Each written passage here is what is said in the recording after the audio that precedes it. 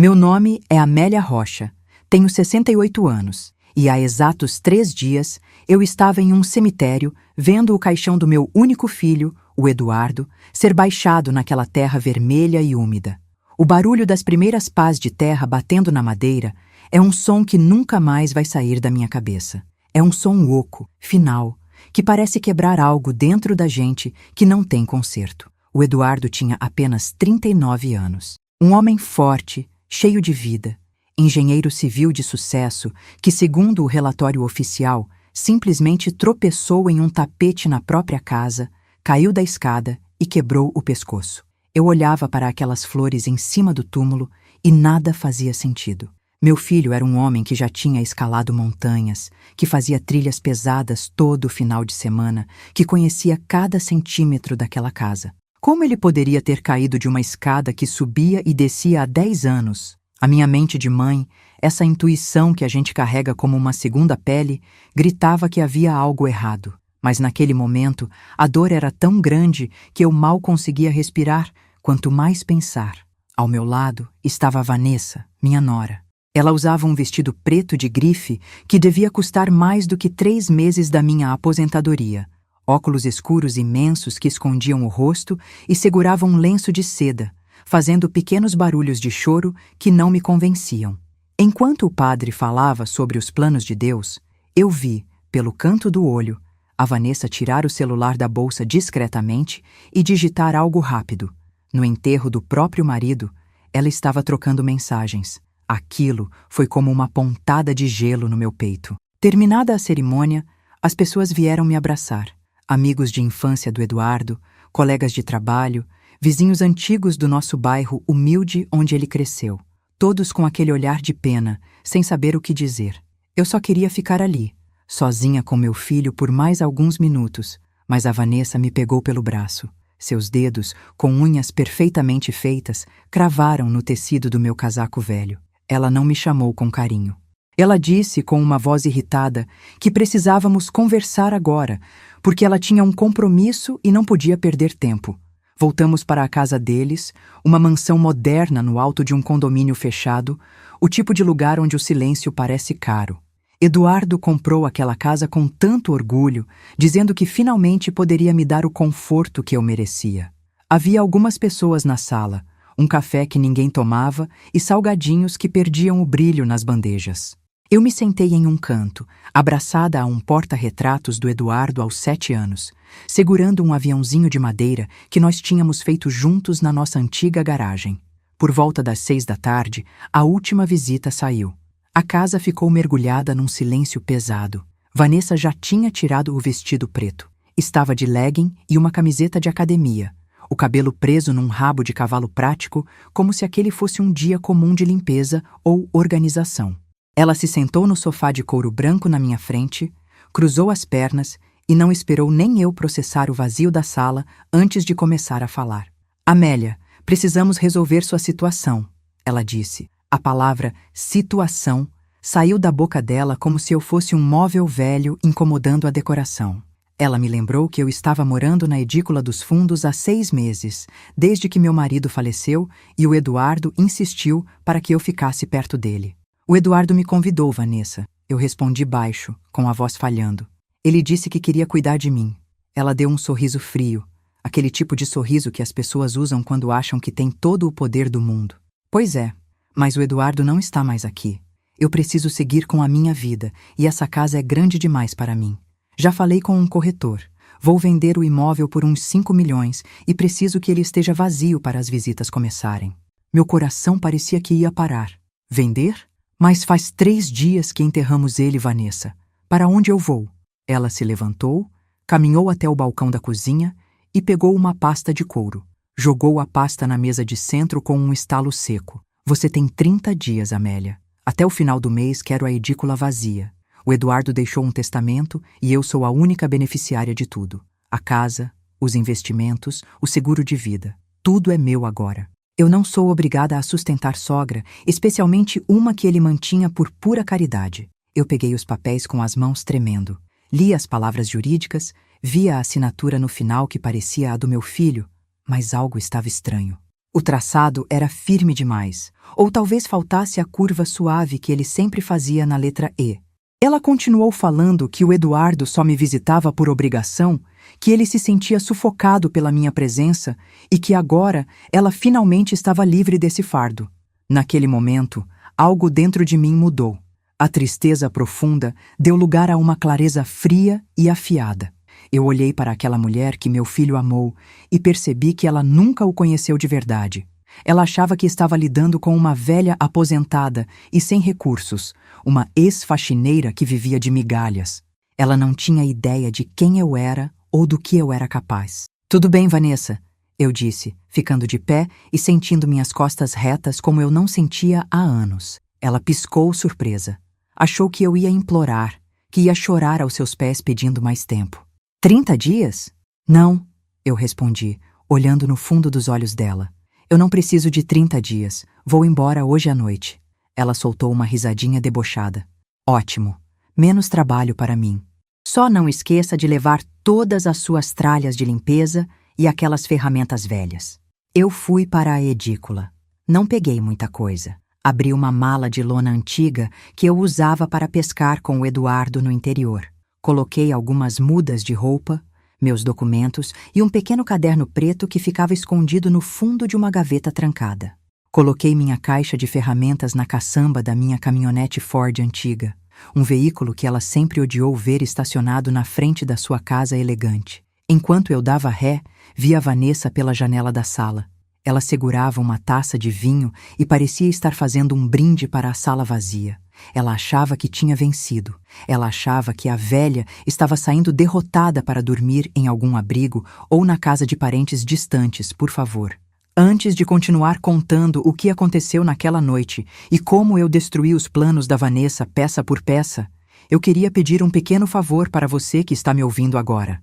Se você, como eu, acredita que a justiça pode tardar, mas não falha, e que ninguém deve ser subestimado pela idade ou pela aparência, curta este vídeo e se inscreva aqui no canal.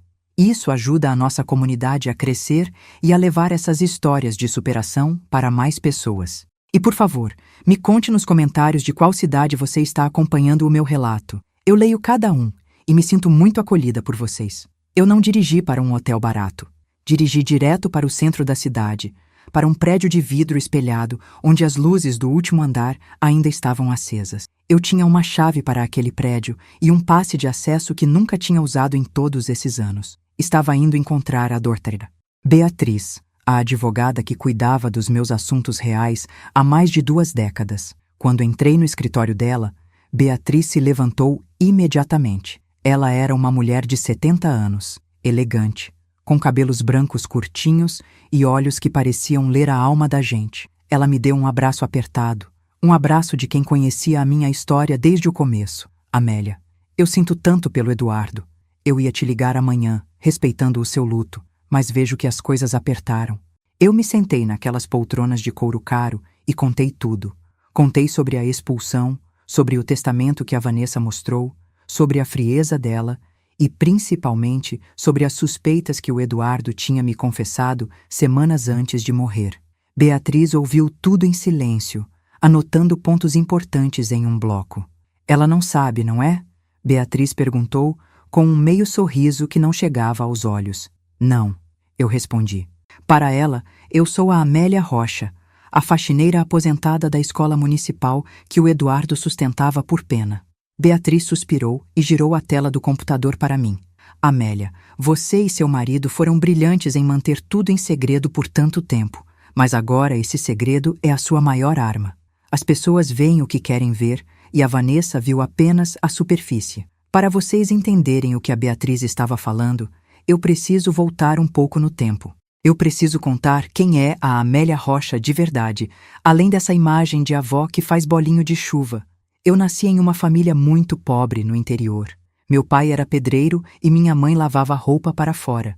Eu aprendi desde cedo que, se eu quisesse algo na vida, teria que construir com as minhas próprias mãos. Eu sempre fui curiosa, sempre gostei de misturar as coisas. Enquanto as outras meninas brincavam de boneca, eu ficava na oficina do meu pai tentando entender por que alguns solventes limpavam a gordura melhor do que outros. Eu me formei, com muito esforço, em Química e fui dar aulas na rede municipal. Mas o salário era curto e eu e meu marido, o falecido Getúlio, tínhamos o sonho de dar ao Eduardo tudo o que não tivemos. Durante o dia, eu dava aulas e, às vezes, fazia faxinas em escritórios para complementar a renda. As pessoas me viam com o balde e o esfregão na mão e me tratavam como se eu fosse invisível. Elas falavam segredos na minha frente, ignoravam minha presença, achavam que uma mulher com um uniforme azul não tinha cérebro. E foi nesse silêncio que eu comecei a observar. Eu via como os produtos de limpeza das escolas e das empresas eram ruins, caros e tóxicos. Comecei a fazer experimentos na minha garagem, usando meus conhecimentos de química e o que eu aprendia na prática da faxina. Foram 10 anos de tentativas e erros. Getúlio me ajudava, montando os equipamentos, testando as fórmulas nos balcões de madeira dele. O Eduardo cresceu ali, no meio de provetas e cheiro de pinho. Ele via o esforço da mãe e do pai. Em 2005, eu finalmente cheguei na fórmula perfeita. Era um desengraxante industrial que limpava qualquer coisa sem agredir a superfície ou a saúde de quem usava. Era algo revolucionário. Com a ajuda de um antigo aluno, que tinha se tornado engenheiro químico, nós patenteamos a fórmula. Eu não queria fama. Eu tinha pavor de gente interesseira. Então, quando uma multinacional do setor de limpeza me ofereceu 15 milhões de reais pela patente e pelos direitos de produção, eu aceitei com uma condição. Meu nome nunca apareceria nos jornais. Eu queria continuar sendo a Amélia do Getúlio, a mãe do Eduardo, a vizinha que mora na casa simples de Portão Verde. Nós pegamos esse dinheiro e, sob a orientação da doutora Beatriz, criamos a Rocha Holding Familiar. Todo o nosso patrimônio foi colocado ali. Compramos imóveis, investimos em ações, criamos fundos para o futuro do Eduardo. Mas nós nunca mudamos de estilo de vida. Continuamos na mesma casa em que o Eduardo nasceu, no bairro de classe média baixa. O Getúlio continuou com sua oficina de móveis e eu continuei dando minhas aulas até me aposentar. O Eduardo sabia de tudo, claro. Quando ele decidiu abrir sua própria construtora, a holding financiou o início, mas ele fez questão de pagar cada centavo de volta, com juros, para o fundo da família. Ele herdou nossa ética de trabalho. E aquela casa maravilhosa onde ele morava com a Vanessa, ele nunca a comprou. Beatriz, eu disse olhando para os documentos na mesa, mostre-me de novo o registro daquela casa. Beatriz puxou o arquivo digital. Aqui está, Amélia. Imóvel situado na Alameda das Oliveiras, 450. Proprietário legal, Rocha Holding Familiar. Data da compra, março de 2014. Pagamento integral à vista. Ou seja, a casa onde a Vanessa estava morando, a casa que ela achava que era dela por herança e que ela planejava vender por milhões, nunca pertenceu ao Eduardo. Ele morava lá como beneficiário da holding, com um contrato de comodato que o meu marido e eu assinamos para que ele tivesse autonomia. Legalmente, a Vanessa não tinha direito a um único tijolo daquela mansão. E o testamento que ela me mostrou hoje? Perguntei. É aí que a coisa fica feia para o lado dela, Beatriz respondeu, pegando uma lupa e analisando a cópia que eu tinha conseguido tirar com o celular. O Eduardo esteve aqui, Amélia, 2 semanas antes do acidente. Meu coração deu um solavanco. Ele esteve aqui? Ele não me contou. Ele estava assustado, disse Beatriz, baixando o tom de voz.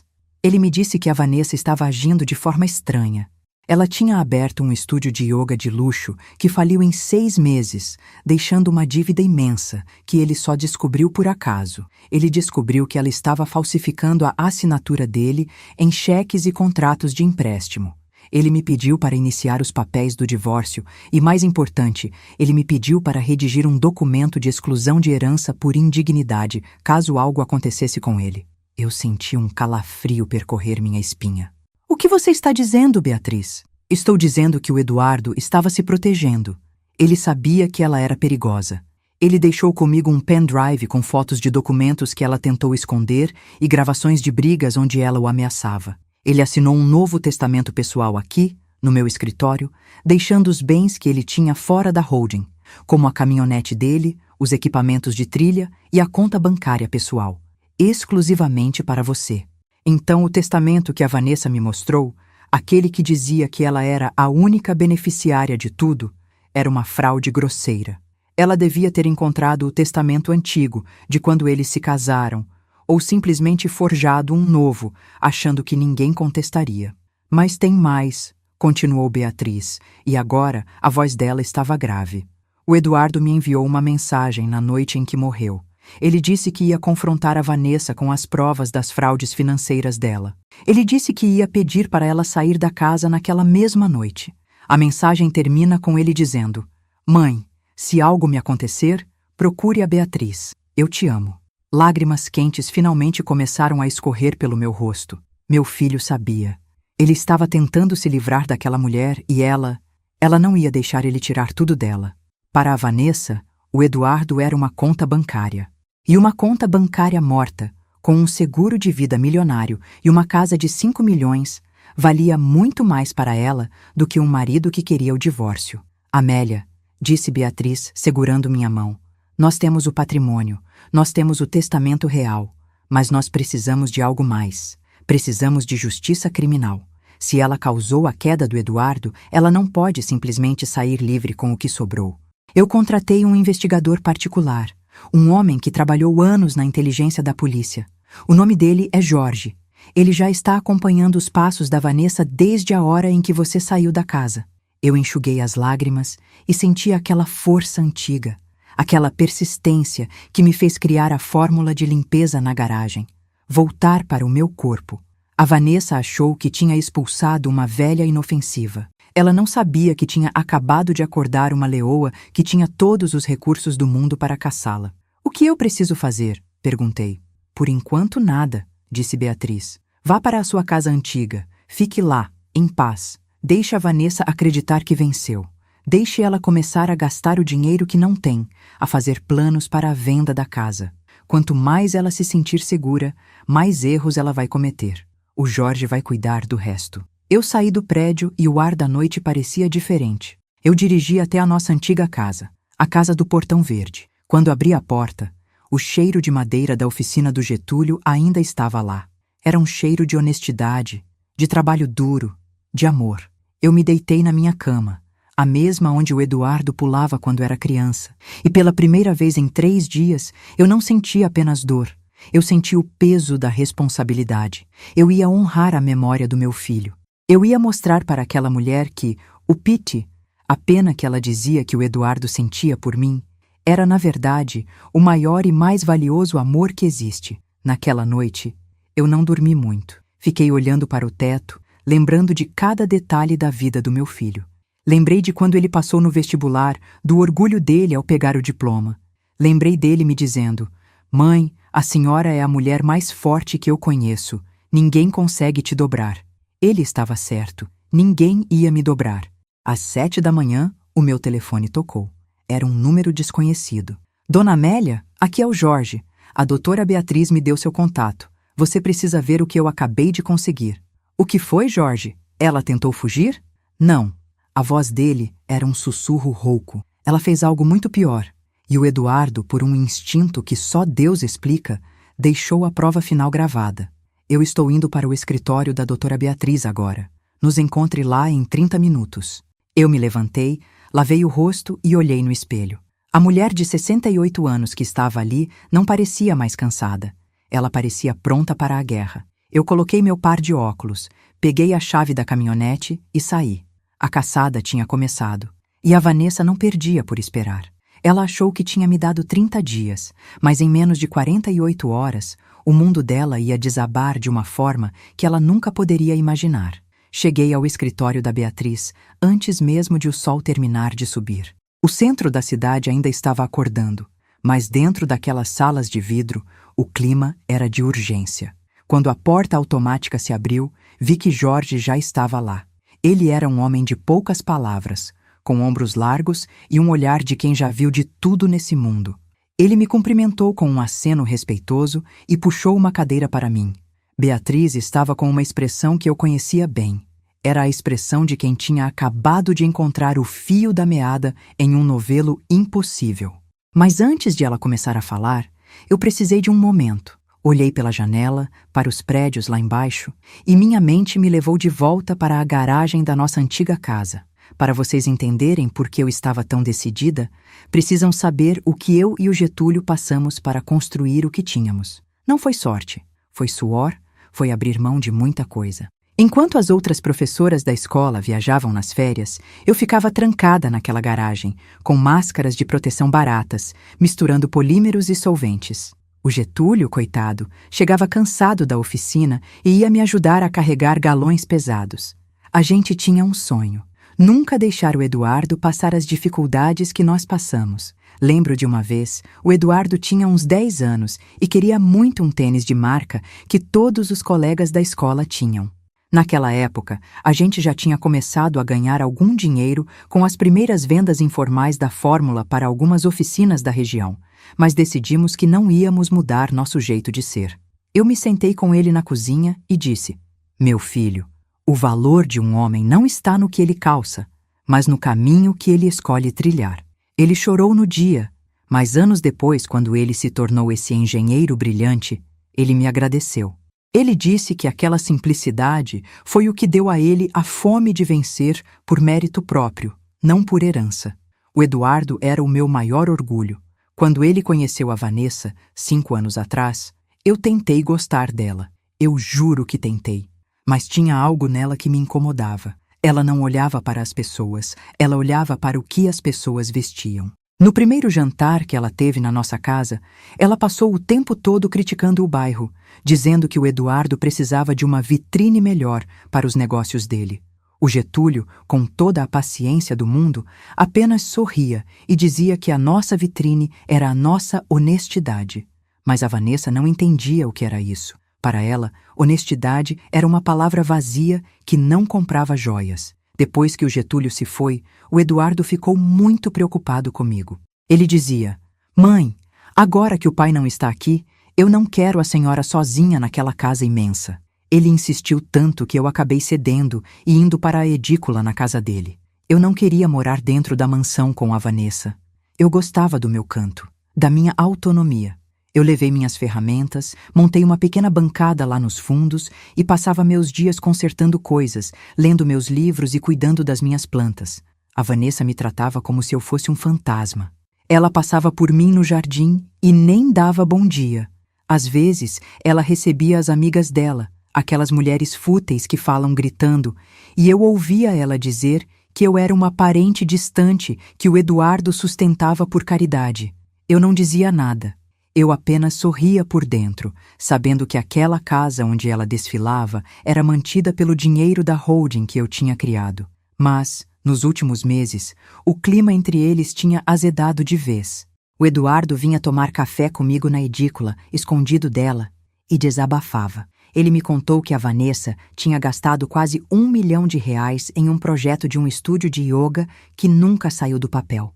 Ela tinha contratado arquitetos caríssimos, comprado equipamentos de ponta e, no final, simplesmente desistiu porque não estava mais na vibe.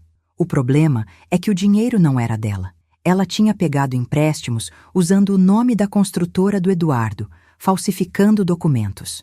"Mãe", ele me disse na nossa última conversa, 2 dias antes do acidente, "eu acho que não conheço a mulher com quem eu me casei.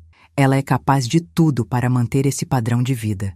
Eu descobri que ela está devendo para gente muito perigosa. Eu vou pedir o divórcio, mãe. Vou tirar ela da minha vida antes que ela nos destrua."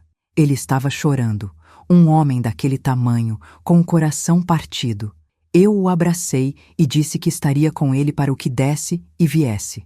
Mal sabia eu que aquele seria o nosso último abraço. Agora, ali no escritório da Beatriz, o Jorge tirou um tablet da pasta e o colocou sobre a mesa. "Dona Amélia", ele começou com aquela voz grave. O Eduardo era um homem precavido. Ele sabia que a segurança daquela casa era falha e que a Vanessa tinha acesso a todas as senhas das câmeras visíveis. Então, no mês passado, ele me contratou por fora. Ele pediu para eu instalar um sistema de monitoramento independente, oculto, que mandava as imagens direto para um servidor em nuvem que só ele e eu tínhamos acesso. Meu coração começou a bater tão forte que eu achei que a Beatriz fosse ouvir. Jorge apertou o play. A imagem era em preto e branco, mas muito nítida.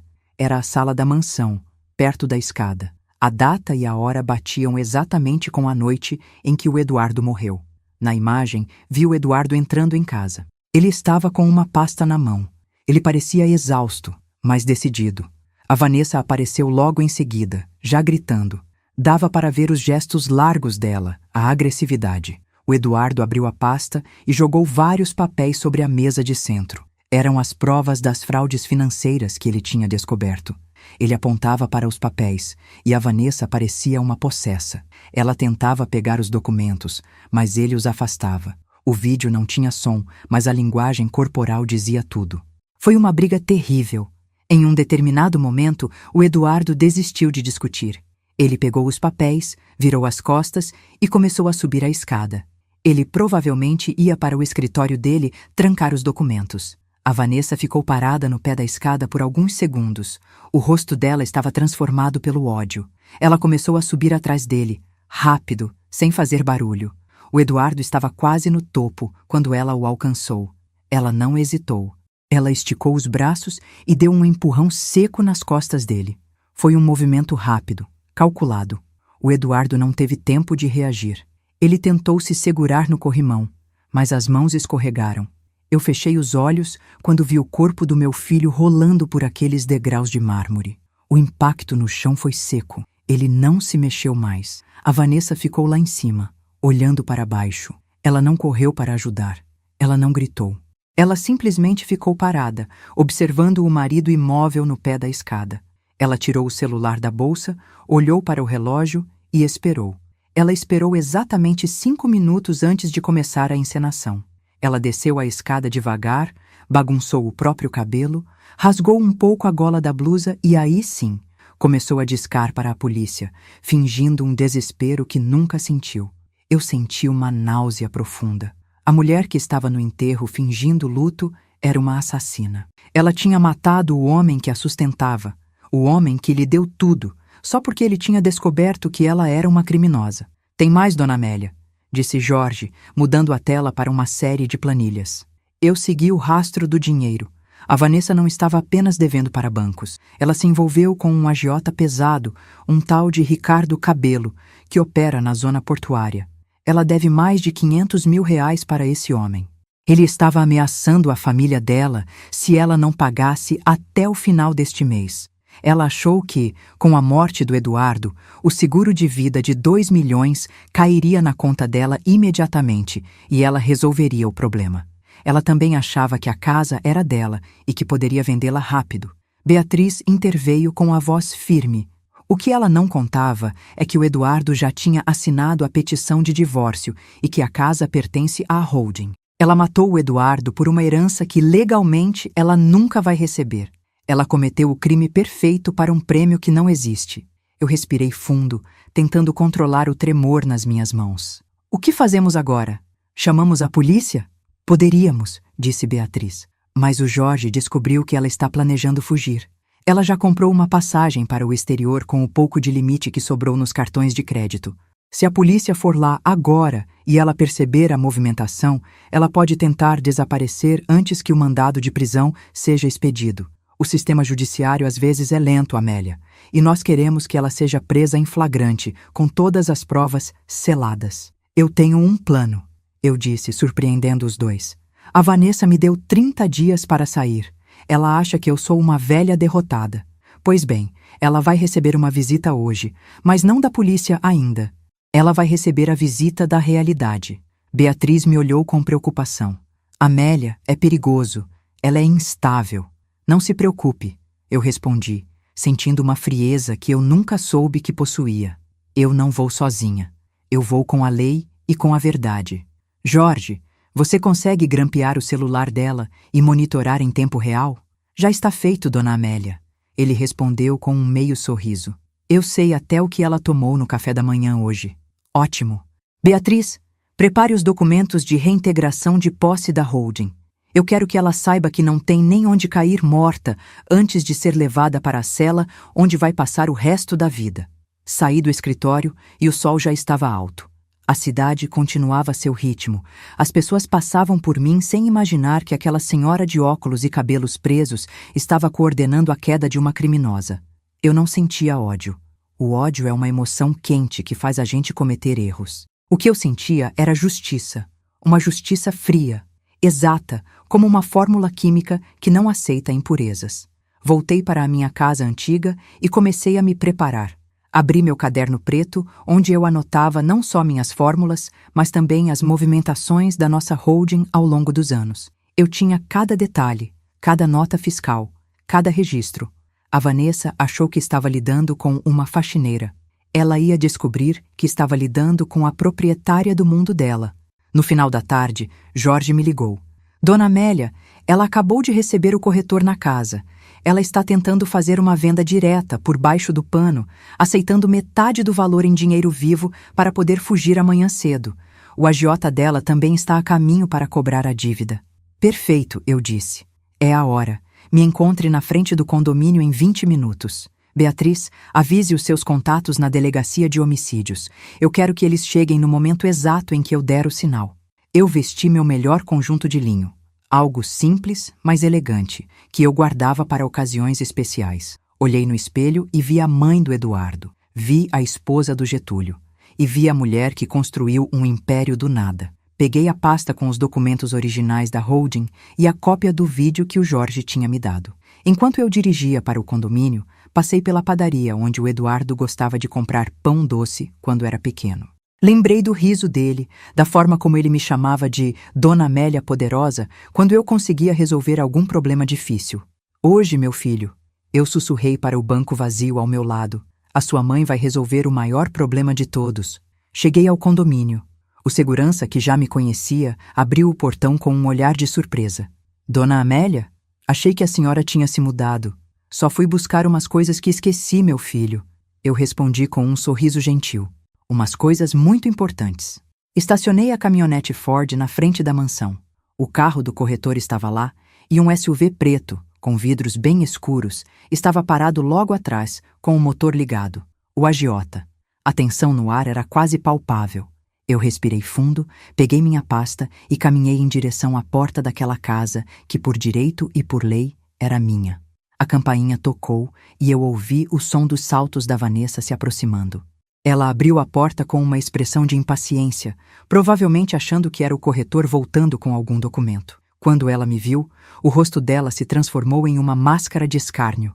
Você de novo, Amélia? Eu não te dei 30 dias? O que você está fazendo aqui? Já disse que não vou te dar nem mais um centavo de pensão. Eu não respondi de imediato.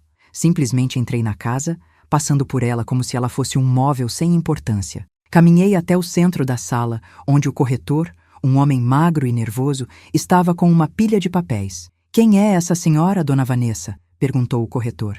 Ninguém importante, sibilou Vanessa, vindo em minha direção com os olhos faiscando.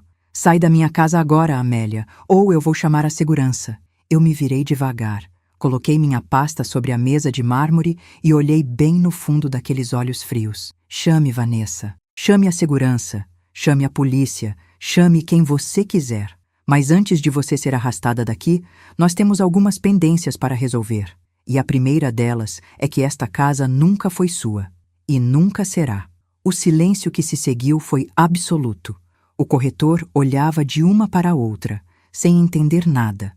A Vanessa deu uma risada nervosa, mas eu vi o brilho de medo começando a surgir no fundo do olhar dela. Ela sabia que o castelo de cartas estava começando a balançar.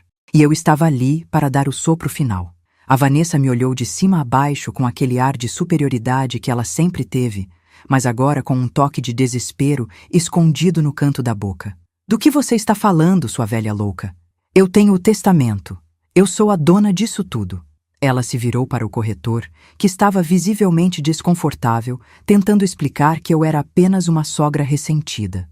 Eu me aproximei da mesa e abri minha pasta. Senhor corretor, eu sugiro que o senhor pare qualquer negociação agora mesmo.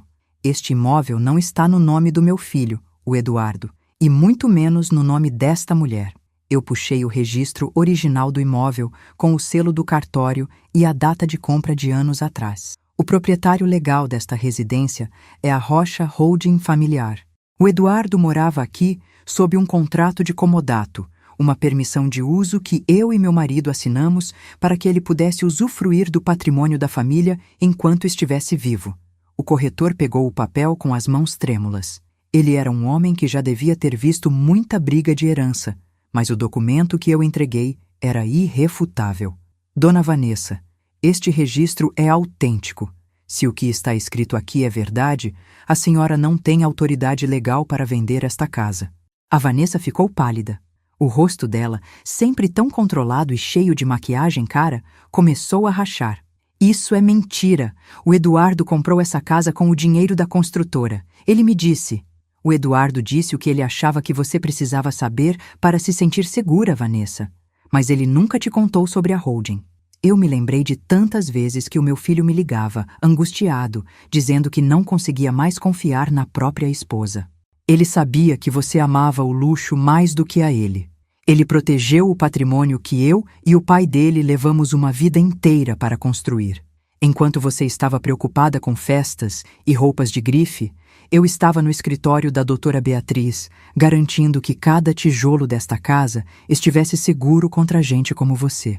Para vocês entenderem o peso desse momento, eu preciso que imaginem o que é passar 40 anos economizando cada centavo. Eu me lembro de quando o Getúlio e eu decidimos que não trocaríamos de carro por 10 anos para podermos investir em um fundo de educação para o Eduardo. Eu me lembro de como as minhas mãos ficavam descascadas por causa dos solventes que eu testava na garagem antes de chegar à fórmula final do nosso desengraxante. Tudo o que está aqui, esse mármore, esses lustres, esse jardim impecável, foi pago com o suor de uma mulher que você chamou de faxineira por pena. Nesse exato momento, a porta da frente se abriu bruscamente. 2 homens entraram sem bater. Um deles era grande, com uma jaqueta de couro e uma expressão fechada. Era o Ricardo, o agiota que o Jorge tinha mencionado. A Vanessa deu um passo para trás, o pânico agora totalmente visível. Vanessa, o tempo acabou, disse o homem da jaqueta de couro, ignorando a minha presença e a do corretor. Você disse que teria o dinheiro hoje.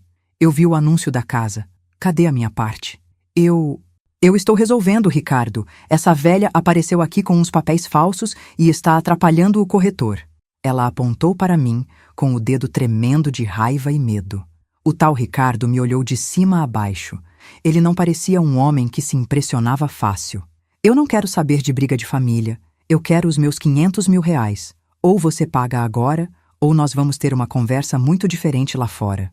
Eu dei um passo à frente, ficando entre a Vanessa e o agiota. Senhor Ricardo, eu presumo, eu sei exatamente quem o senhor é e quanto ela te deve. Ele semicerrou os olhos. E quem é a senhora?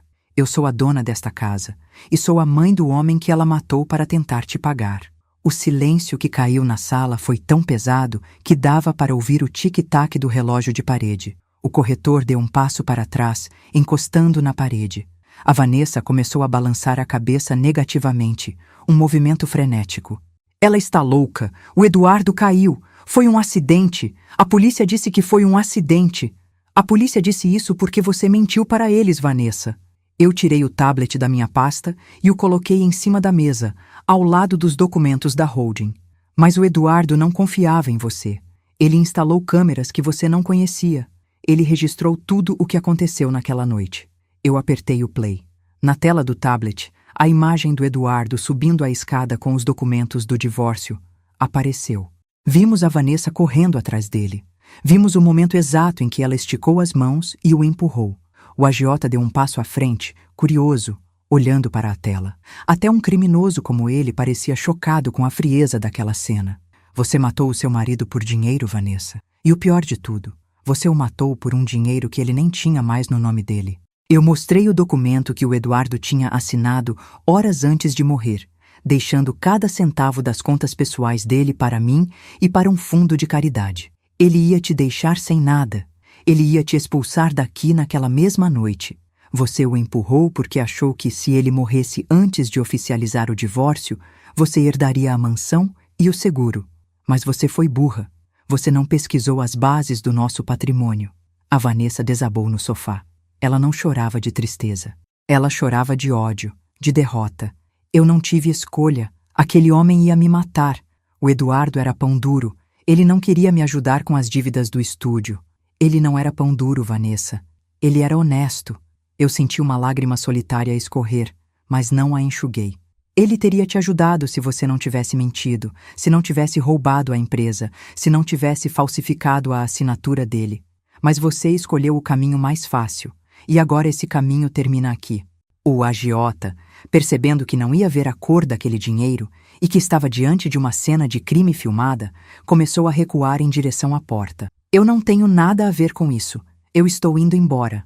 Não tão rápido, Sr. Ricardo, eu disse, sem tirar os olhos da Vanessa. O investigador Jorge já passou a sua localização e o registro do seu carro para a polícia. Eles estão lá fora, esperando o meu sinal. O senhor vai responder pelas ameaças e ela vai responder por algo muito pior. Nesse momento, as sirenes começaram a ecoar lá fora, subindo a ladeira do condomínio. As luzes azuis e vermelhas começaram a refletir nas janelas imensas da sala que a Vanessa tanto amava. O corretor aproveitou a confusão para sair quase correndo. A Vanessa se levantou, tentando correr para os fundos da casa, talvez pensando em pular o muro da edícula onde eu morava. Mas o Jorge apareceu na porta da cozinha, bloqueando a passagem.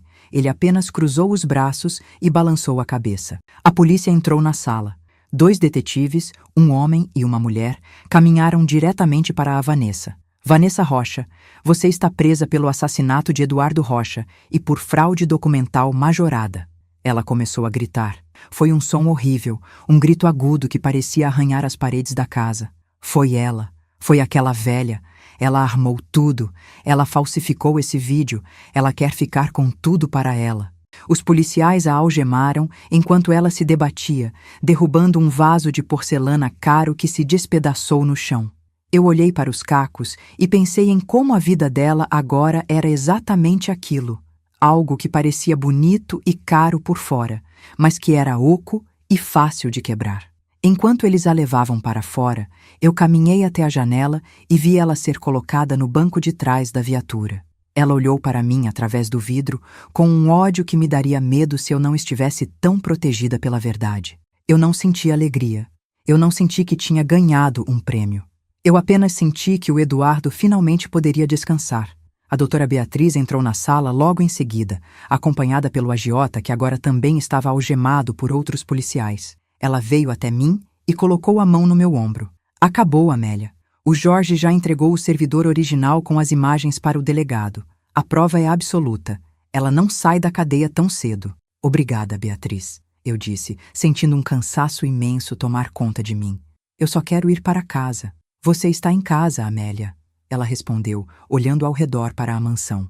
Não, eu disse, pegando minha pasta e me dirigindo à porta. Esta casa nunca foi o meu lar. O meu lar é onde o Getúlio e eu construímos a nossa história. O meu lar é o lugar que tem o cheiro da oficina e as memórias de um tempo em que a gente era feliz com pouco. Eu vou vender este lugar, Beatriz, cada centavo. E já sei exatamente o que fazer com o dinheiro. Saí da mansão e respirei o ar fresco da noite. A caminhonete Ford estava lá, firme e forte, como eu. Eu entrei nela, dei a partida e não olhei pelo retrovisor. Eu não precisava olhar para trás. O futuro do Eduardo estava garantido agora, não da forma que eu queria, mas da forma que a justiça exigia. Nos dias que se seguiram, a notícia se espalhou como fogo. Nora mata marido engenheiro por herança inexistente. A imprensa tentou me procurar, querendo saber da bilionária secreta que vivia como faxineira. Eu não atendi ninguém. Mudei meu número, fechei o portão verde da minha casa e me dediquei ao que realmente importava. O julgamento foi rápido. Com o vídeo, os depoimentos da Beatriz, do Jorge e as provas das dívidas com o agiota, a Vanessa não teve defesa. Ela foi condenada a 30 anos de prisão em regime fechado. Dizem que na cadeia ela tenta mandar nas outras detentas, agindo como se ainda fosse a dona de uma mansão, mas a realidade ali é muito diferente do mármore da Alameda das Oliveiras.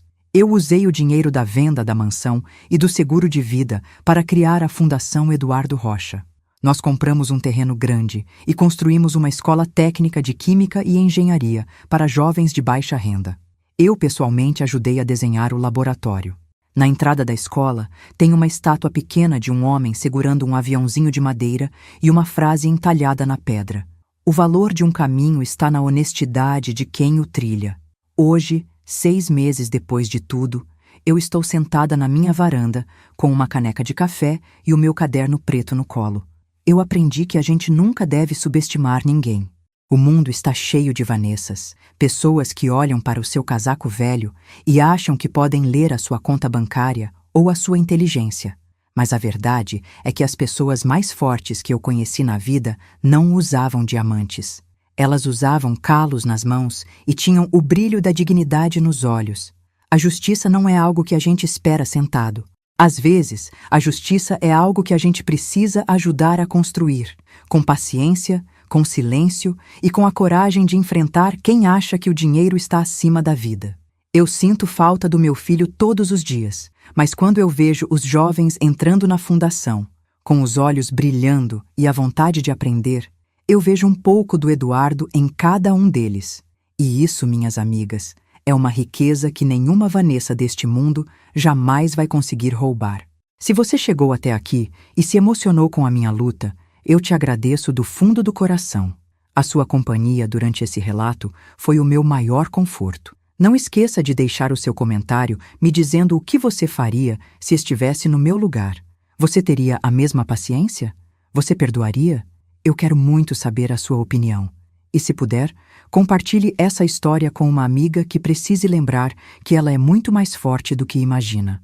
Um beijo carinhoso da Dona Amélia e até a próxima.